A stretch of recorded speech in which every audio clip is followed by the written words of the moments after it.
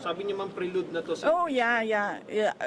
Very obvious. Very obvious yung kanilang ginagawa na nagpa-practice sila kung anong gagawin nila para sa impeachment. Efforts sa mga binanggit sa privilege speech, yung gagawin nilang basihan for the, sabi ninyo ay impeachment possible. Ano po yung magiging tugon po ninyo doon sa mga nabanggit?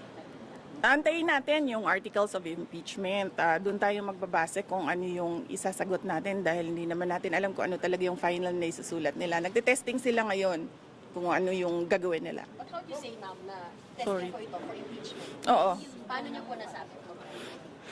Kasi nagsabi na siya kanina, 'di ba? Determination of malfeasance, nonfeasance, misfeasance. So ibig sabihin merong ginawang mali. He requested the committee to terminate na po itong hearing. Why po? Oo, kasi yun yung posisyon ko. Nagpa-practice sila kung ano yung kakagat sa impeachment.